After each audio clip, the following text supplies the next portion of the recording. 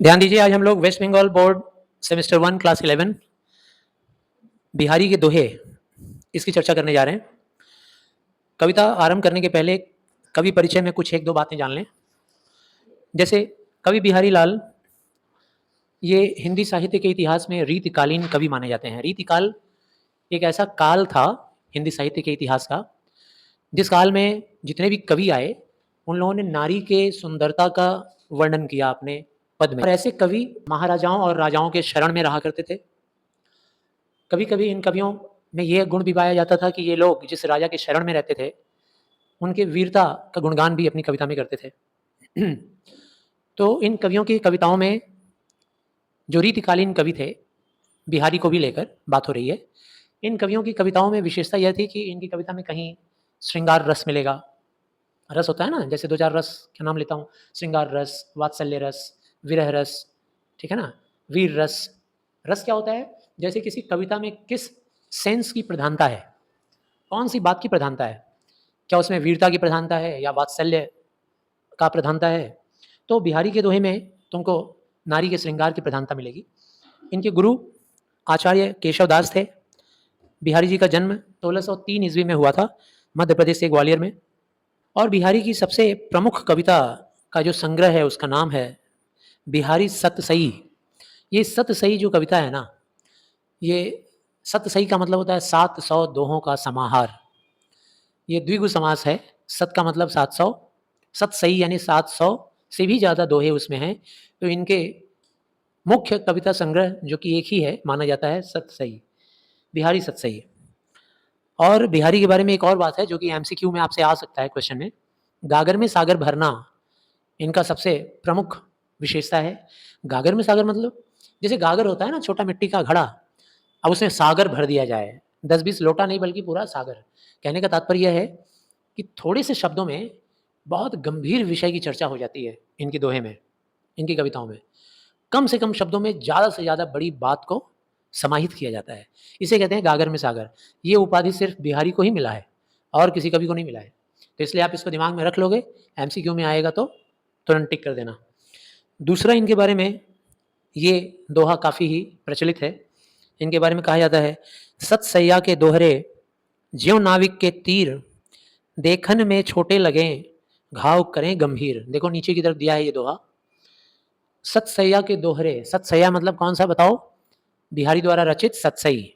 दोहरे मतलब दोहे। तो सतसई के जो दोहे हैं, जैसे नाविक के तीर हैं, नाविक का जो तीर होता है वो बड़ा ही क्या बोलेंगे, मतलब नुकीला, धारदार, जहरीला, खतरनाक माना जाता है।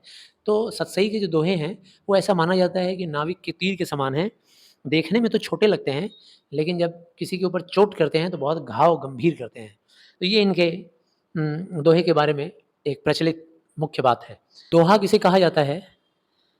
अगर हम लोग दोहे का परिभाषा पढ़ें तो वो ये है कि दोहे में 4 चरण होते हैं। मतलब कुछ शब्दों के समूह को चरण बोला जाता है। जैसे मान लीजिए, मेरी भव बाधा हरौं, ये एक चरण हो गया। राधा नागरी सोई, ये दूसरा चरण हो गया। जा तन की झाई परें, ये तीसरा चरण हो गया। श्याम हरित दुति होई, ये चौथा चरण हो गया। तो हर दोहे में 4 चरण होता है और हर चरण में मात्राएं होती हैं, छोटी मात्रा, लघु मात्रा और दीर्घ मात्रा, ऐसी मात्राएं होती हैं। तो दोहों में कैसी मात्रा होती है भाई? तो पहले और तीसरे में 13-13 मात्राएं होती हैं, दूसरे और चौथे में 11-11 मात्राएं होती हैं। ये जस्ट मैं नॉलेज के लिए आपको बता रहा हूँ। अब देखिए, सबसे पहला दोहा इनका जो है, मेरी भव बाधा हरौं, राधा नागरी सोई, जा तन की झाई परें, श्याम हरित दुति होई। हम लोग के वेस्ट बंगाल काउंसिल के सिलेबस में अलंकार नहीं है, इसलिए अलंकार के बारे में आपको थोड़ा सा बता दूं। अलंकार जो होता है ना, वो भाषा का आभूषण होता है, भाषा का गहना होता है। जैसे हम लोग भाषा बोलते हैं तो भाषा को सुंदर तरीके से बोलने के लिए उसे अलंकृत करते हैं, ठीक है। जैसे अनुप्रास अलंकार, जैसे श्लेष अलंकार, उपमा अलंकार, रूपक अलंकार, ये सब अलंकार हैं। तो ये आपके सिलेबस में नहीं है, सीबीएसई में है, फिर भी आपको जानना जरूरी है। अलंकार भाषा को सुंदर बनाता है। जैसे इस दोहे में श्लेष अलंकार का इस्तेमाल हुआ है। अब ये जो श्लेष अलंकार है वो क्या है? श्लेष का मतलब होता है चिपकना, चिपका हुआ। मतलब किसी दोहे में अगर हम ऐसा कोई शब्द इस्तेमाल करें जिस शब्द में दो दो अर्थ चिपके हों, शब्द एक ही बार आएगा लेकिन दो मीनिंग बताएगा, ठीक है ना? तो उसे हम लोग कहते हैं कि यहाँ पर श्लेष अलंकार का इस्तेमाल हुआ है। जैसे यहाँ पर कौन सा श्लेष अलंकार है वो भी हम लोग बाद में बात करेंगे, पहले वर्ड टू वर्ड देखें। मेरी भव बाधा हरों, कवि कहते हैं कि यह जो संसार है इसे उन्होंने भव नाम से पुकारा है। भव का मतलब होता है संसार, और बाधा मतलब क्या होता है? सांसारिक बाधा। सांसारिक बाधा, जैसे हमारे तुम्हारे संसार में भी बहुत सारी बाधाएं हैं। आपसी संबंधों का बाधा, मित्रता में कुछ दरार पड़ गई वो बाधा, लोग हमारे बारे में क्या सोचते हैं क्या कहते हैं वो बाधा, नाना रकम की बाधा है। ज्ञान अर्जन करने की बाधा, धन अर्जन करने की बाधा, बच्चों की बाधा, स्त्री की बाधा, माता पिता के स्वास्थ्य की बाधा, दुनिया भर की बाधाएं हैं। हम लोग अपनी बाधाओं को हर लेने के लिए यानी कि उसे निवारण करने के लिए किससे प्रार्थना करते हैं? भगवान से। तो कवि बिहारी यहाँ राधा से प्रार्थना कर रहे हैं। कहते हैं मेरी सांसारिक बाधा, मेरी भव बाधा हरो, हरो मतलब हर लो, ले लो, मेरा निवारण कर दो, मुझसे ले लो, छीन लो। राधा नागरी सोई, किससे प्रार्थना कर रहे हैं? राधा से। कहते हैं राधा, राधा रानी, आप तो वही राधा रानी है ना जो नागरी हैं। नागरी मतलब काफ़ी चतुर, इंग्लिश में हम लोग बोल सकते हैं स्मार्ट।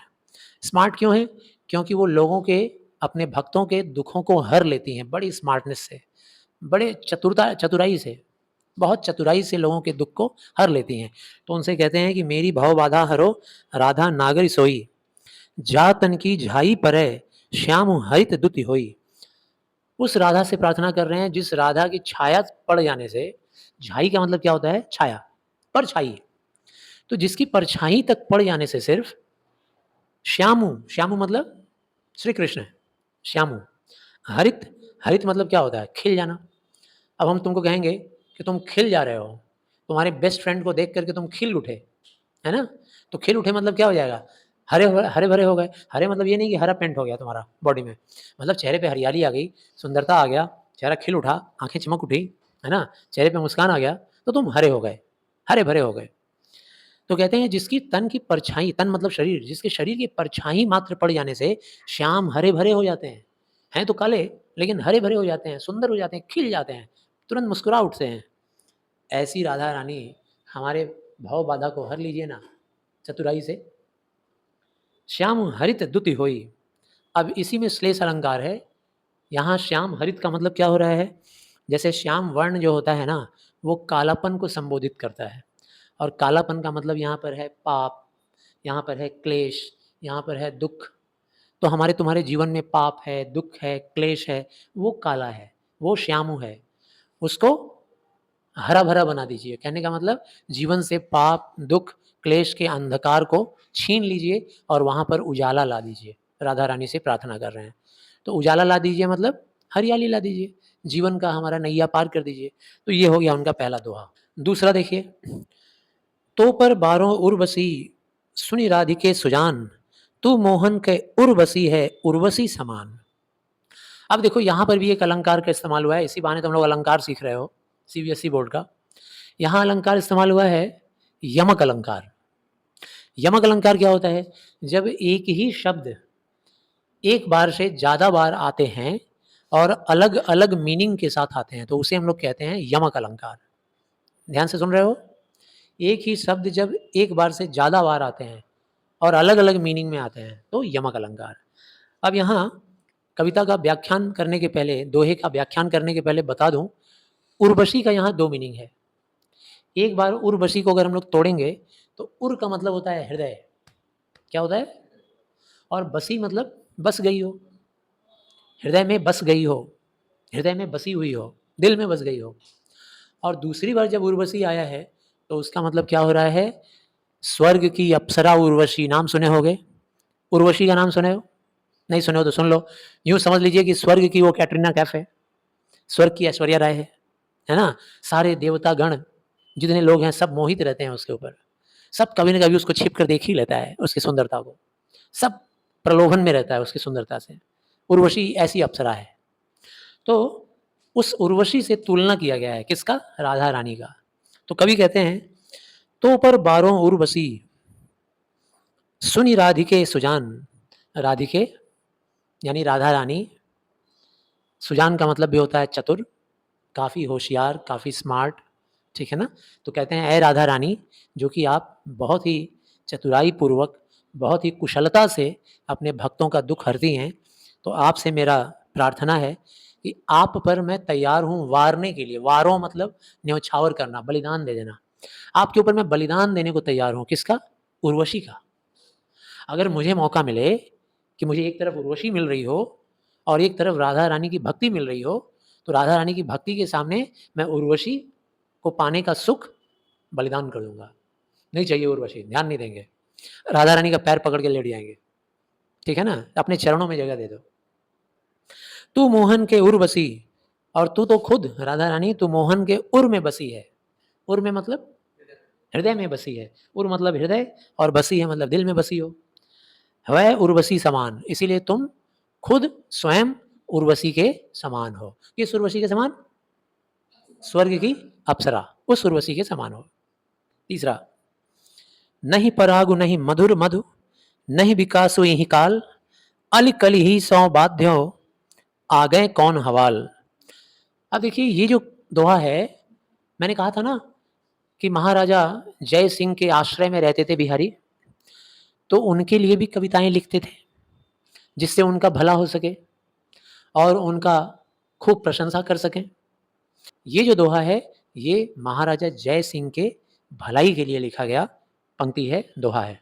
उनकी भलाई के लिए मतलब कुछ ऐसा ऐतिहासिक घटना हुआ होगा। पुराने ज़माने में होता था ना कि राजा महाराजाओं की बहुत सारी पत्नियाँ होती थी, और बहुत सारी पत्नियाँ होने का कारण, जैसे किसी राज्य में गए लड़ाई करने के लिए, अब वहाँ लड़ाई किए और जीत गए, तो जीत गए तो उस राजा की बेटी को या उस राजा की बहन को अगवा कर लिए। पहले तो मांगते थे, हाथ मांग लेते थे कि भाई तुम अब हार चुके हो, तुम्हारी बहन को या तुम्हारी डॉटर को अब मुझे दे दो, ठीक है, हम उसे अपना पत्नी बना के रखेंगे, पट रानी बना के रखेंगे, और अगर नहीं दोगे तो छीन के ले जाएंगे। ऐसा करते थे। तो उनकी बहुत सारी कम उम्र की जो पत्नियां हुआ करती थी। तो ये शायद ऐसे समय का घटना है कि महाराजा जय सिंह की कोई बहुत ही कम उम्र की, छोटी उम्र की कोई पत्नी रही होगी, और वो उसके सुख में लिप्त हो गए थे। मतलब राजपाट छोड़कर दिन रात उसी के कक्ष में, उसी के पास, उसी के निकटता में रहा करते थे। तो अब कोई राजा अगर स्त्री सुख पाने के लिए इतना खाली सारा दिन काम धाम छोड़ के पड़ा रहेगा, तो उसका राजपाट का क्या होगा? कोई भी दूसरा राजा आएगा, हरा देगा। तो इसीलिए उसको एक सुंदर ज्ञान दे रहे हैं। कहते हैं, नहीं परागु, परागु मतलब होता है सुगंध। पान पराग सुने हो ना? एग्जाम्पल दे रहे हैं, पान का सुगंध। तो वही पराग को यहाँ एग्जाम्पल दे रहे हैं।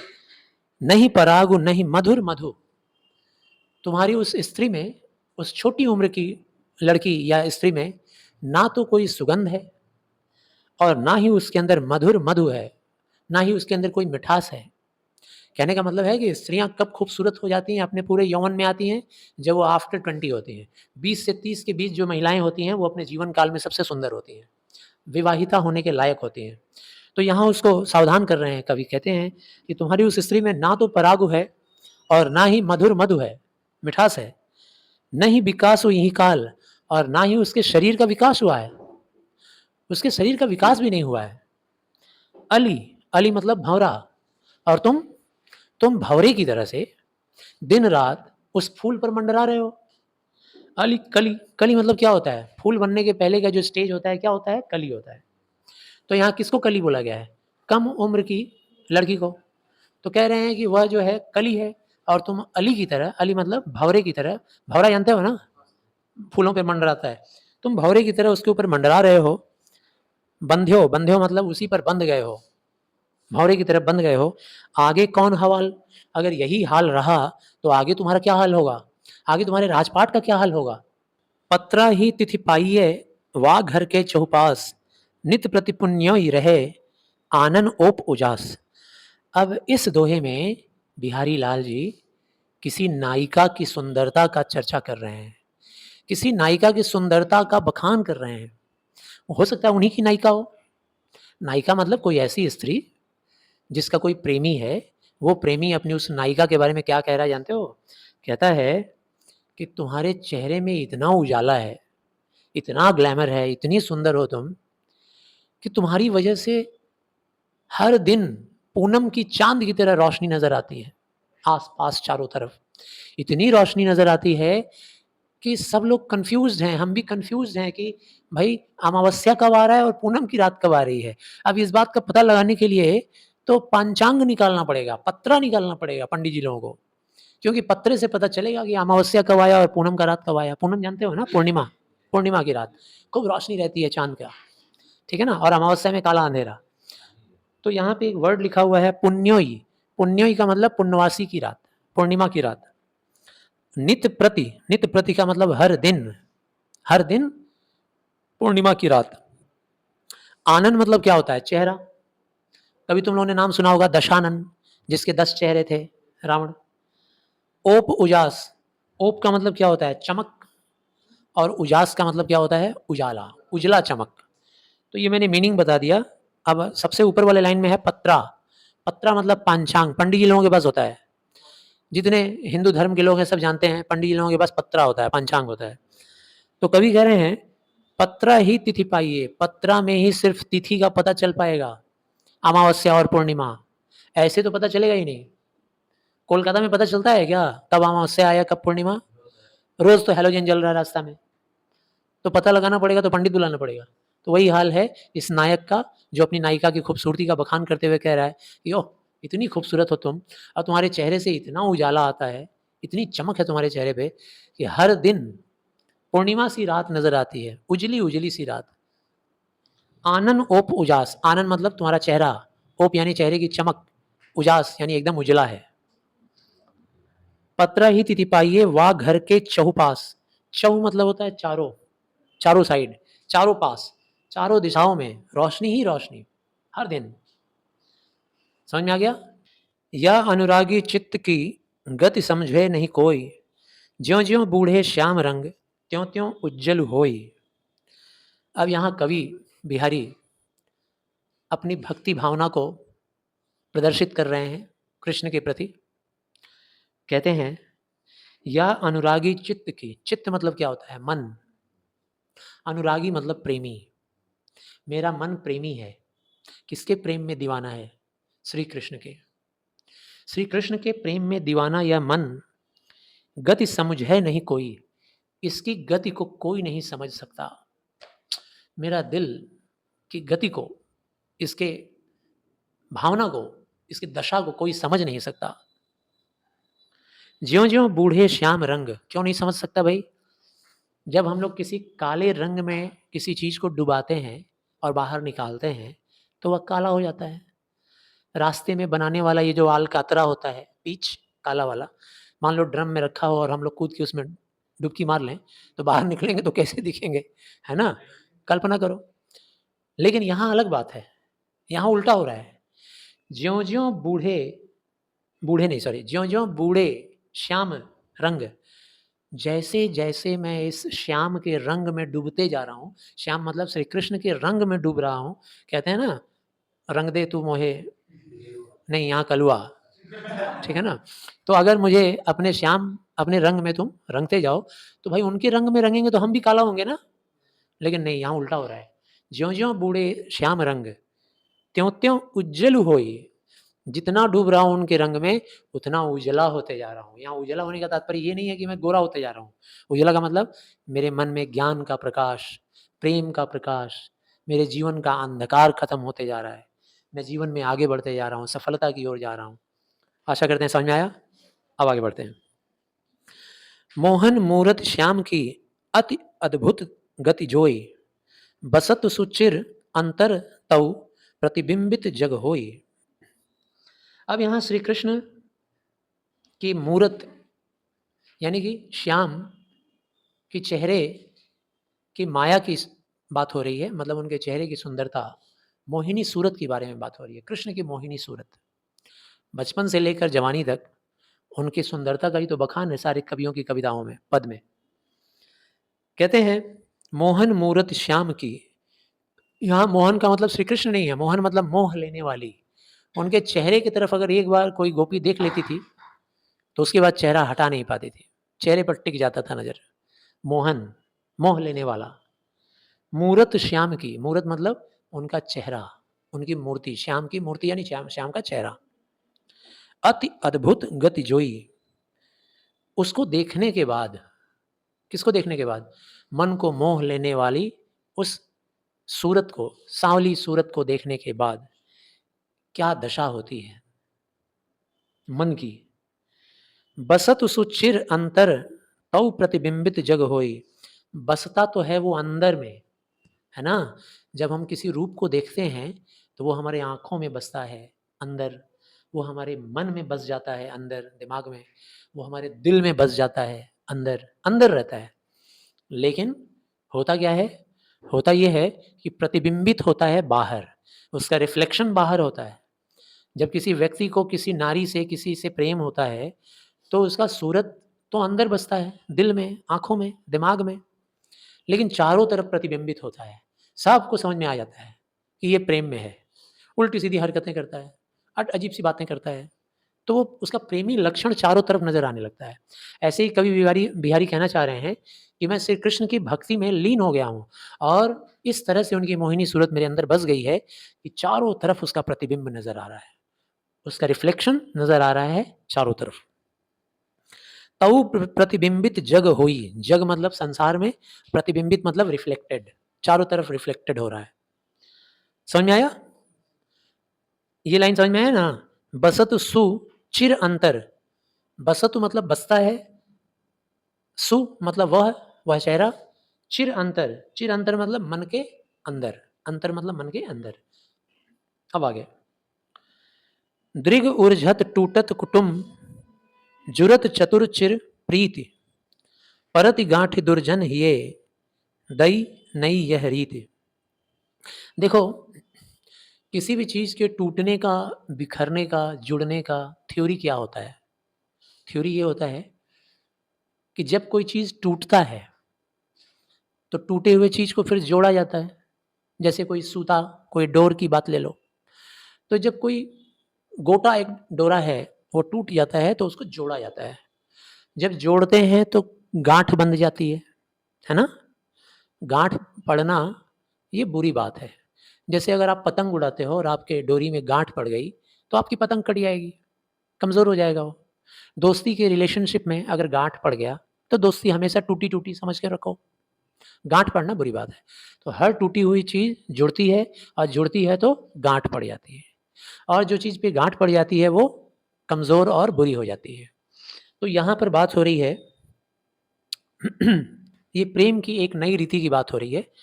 कहते हैं कवि, दृग, दृग मतलब नैन, आंखें। उर्झत, उर्झत का मतलब उलझना। जब किसी को प्रेम होता है किसी से तो कैसे प्रेम होता है? आंखों से होता है। आंखें उलझ जाती हैं, लड़ जाती हैं। जब आंखें लड़ जाती हैं तो न जाने नायक अपनी नायिका को आंखों से क्या कह देता है और नायिका न जाने अपने नायक को आंखों से क्या कह देती है। दोनों न जाने क्या समझ लेते हैं, और इस आंखों के उलझने से उनमें तो प्रेम हो जाता है। अब प्रेम की एक नई कहानी शुरू हो जाती है, लेकिन दोनों का कुटुंब टूट जाता है, दोनों का परिवार में दरार पड़ जाता है। परिवार कभी नहीं मानता है। क्यों? भाई, इश्क है, प्रेम है, तो उसको परिवार कभी मंजूरी नहीं देता है, सामाजिक विवाह नहीं मानता है उसको। टूटत कुटुंब, टूटत कुटुंब मतलब परिवार टूटता है जब प्रेम होता है प्रेमियों का। तो जुरत चतुर चिर प्रीत, और उसके बाद जब टूटता है तो टूटने के बाद फिर कोशिश करते हैं वो प्रेमी प्रेमिका, नायक नायिका, क्या करने का? परिवार को जुरत, जुरत यानी जोड़ने का। तो मैंने स्टार्टिंग में क्या बताया कि जो चीज़ टूटता है वो फिर जुड़ता है, और जब जुड़ता है तो गांठ पड़ जाती है। तो चाहे कितना भी कोशिश कर लें जोड़ने का, गांठ तो पड़ जाती है। और जब गांठ पड़ जाती है, परति गांठ दुर्जन हिये दई नई यह रीत। जो विलन कैटेगरी के लोग हैं, जिनको उस नायक नायिका का प्रेम मंजूर नहीं है, उनको बोला गया दुर्जन। तो दुर्जन लोगों के मन में एक गांठ पड़ जाती है, दुर्जनों के मन में गांठ पड़ती है। ये दुर्जन तुम्हारे अपने परिवार में भी हो सकते हैं। ये दुर्जन कवि नायक नायिका के माता पिता को भी बोल रहे हैं, ये दुर्जन नायक नायिका के रिश्तेदारों को भी बोल रहे हैं। उनके मन में गांठ पड़ जाती है, किसकी वजह से? नायक नायिका के जुड़ने से। समझ में आ गया? आगे बढ़े। बतरस लालच लाल की मुरली धरी लुकाई, सौह करे भौहन हंसें दैन कहें नट जाई। बतरस बात करने का एक रस होता है, बहुत मजा आता है, और खास करके प्रिय मित्र के साथ, और जिसे हम प्रेम करते हैं उसके साथ। तो यहाँ गोपियों की एक बदमाशी के बारे में, शरारत के बारे में बात हो रही है। श्री कृष्ण से बात करने का बड़ा आनंद मिलता था, किसको? गोपियों को। बतरस लालच, बात का रस आनंद उठाने के लालच में, लाल की मतलब श्री कृष्ण की, श्री कृष्ण से बात करने की लालच में, यानी बहुत रस मिलेगा। मुरली धरी लुकाई, सारी गोपियां क्या करती थी, उसमें से कोई एक उनकी मुरली लेकर छिपा देती थी। लुकाई मतलब छिपा देती थी। सौह करे भौहन हंसे, और जब श्री कृष्ण उनसे अपनी मुरली मांगते थे तो सौं कहती थी कसम से, भगवान कसम, सौगंध खाकर कहते हैं, कसम खाती थी, सौगंध खाती थी, लेकिन भौहें मुस्कुराती रहती थी उनकी। मुरली मतलब बांसुरी, ठीक है ना? तो बांसुरी को छिपा देती थी। अब जब श्री कृष्ण अपने मुरली मांगते थे, हिलाओ मेरी मुरली दो, तो सब कसम खाती थी, हम नहीं लिए, हम नहीं लिए, लेकिन भौहा मुस्कुरा रहा होता था, आंखें मुस्कुरा होती थी। अब किसी को भी पता चल जाएगा आंखों में मुस्कान है और चेहरे पे ना है, तो समझ जाते थे श्री कृष्ण कि कसम तो खा रही है लेकिन आंखें इसकी मुस्कुरा रही है, भौहें मुस्कुरा रही हैं। दैन कहें जब देने को कहा जाता था, नट जाई मतलब मुकर जाती थी, सारी गोपियां मुकर जाती थी। अब अगला दोहा। इन दुखिया अखियान को सुख सिरज्योई ना है, देखें बने न देखते अनदेखे या कुलाए। बच्चों, आपको याद होगा पुरानी फिल्म का एक गाना है, मिलो न तुम तो हम घबराएं, मिलो तो आंख चुराएं, हमें क्या हो गया है। ये जो गाना है ना, ये काफ़ी रिलेटेबल है इस दोहे से। इन पंक्तियों में बिहारी लाल जी किसी नायिका की व्यथा बता रहे हैं जो अपने नायक को देखने के लिए बेचैन है। वह नायिका जो अपने नायक को देखते ही आंखें शर्म से झुका लेती है, और जब नहीं देखती है तो व्याकुल रहती है देखने के लिए। ऐसी भावना को प्रदर्शित करते हैं कवि इन दोहे में। कहते हैं, इन दुखिया अखियान को, यानी ये जो आंखें हैं, दुखियारी आंखें हैं, ये आंखें बदनसीब आंखें हैं। कोई नायिका कह रही है कि मेरी ये जो आंखें हैं वो बदनसीब हैं, काफ़ी पीड़ित आंखें हैं। क्यों? किस बात की पीड़ा है भाई? सुख सिरज्यो ही ना ही, इनके नसीब में तो सुख लिखा ही नहीं है। सिरज्यो का मतलब सृजित ही नहीं है, इनके भाग्य में सुख लिखा ही नहीं है। क्यों? देखे बने न देखते, क्योंकि जब ये अपने नायक को या अपने प्रेमी को जब देखती हैं, जब इन्हें मौका मिलता है देखने का, तब तो ये देखती ही नहीं है। देखे बने न देखते, यानी कि देखते ही देख नहीं पाती हैं, देख कर भी नहीं देख पाती हैं, क्योंकि नज़रें छिपा लेती हैं, अपने शर्म से नज़रों को चुरा लेती हैं। अनदेखे या कुलाई, और जब उन्हें नहीं देखती हैं तो व्याकुल रहती हैं देखने के लिए। इसीलिए इस नायिका की पीड़ा का एकमात्र कारण कौन है? उनकी आंखें।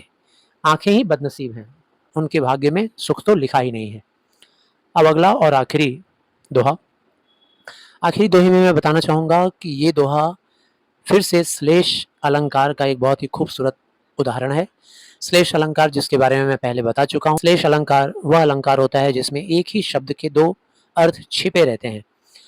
तो इसमें दोहे का व्याख्यान करने के पहले मैं आपको बता दूं कि इसमें कौन सी बात है जो एक ही शब्द के जरिए दो चीज़ बताई गई है। तो सबसे पहला शब्द है वृषभानुजा, और दूसरा शब्द है हलधर। देखिए, वृषभानुजा में अगर हम लोग इसका अर्थ तोड़ें तो वृषभ की अनुजा, वृषभ का मतलब होता है बैल, और अनुजा यानी उसकी छोटी, तो अनुजा यानी कि छोटी बहन, तो बैल की छोटी बहन यानी गाय को माना गया है। तो वृषभानुजा यानी कि गाय। और इसी शब्द का एक और मीनिंग छिपा हुआ है इसके अंदर, वृषभानुजा में। वृषभान किसका नाम था? तो राधा रानी के पिता का नाम वृषभान था। और अनुजा, वृषभान की अनुजा यानी कि उनकी छोटी, यानी उनकी बेटी। तो यहाँ वृषभानुजा का मतलब वृषभान की बेटी यानी राधा रानी। तो वृषभानुजा का दो अर्थ है, एक तो राधा रानी और एक है गाय। दूसरी ओर हलधर, हल को धारण करने वाला। खेतों में फसल उगाने के लिए जब खेतों को जोता जाता है तो किसकी मदद ली जाती है? बैल की। और हलधर उसी को कहा जाता है, हल को धारण करने वाला। ठीक है, तो अब हलधर का मतलब यहाँ पर क्या हो गया? बैल। और दूसरा अर्थ इसके अंदर क्या छिपा हुआ है? देखिए, हलधर के बाद एक और शब्द लगा हुआ है, हलधर के वीर। वीर जो है, आप लोग सिख धर्म में, पंजाबी भाषा में आप सुने होंगे, वीर भाई को कहते हैं। तो हलधर के वीर यानी कि एक और हलधर थे महाभारत में, हल को धारण करने वाले, यानी कि श्री कृष्ण के दाऊ यानी कि बलराम। तो यहाँ हलधर का मतलब बलराम है, और बलराम के वीर का मतलब श्री कृष्ण। तो हलधर का यहाँ दो अर्थ आ रहा है, एक आ रहा है बैल और दूसरा आ रहा है हलधर के वीर यानी कि श्री कृष्ण।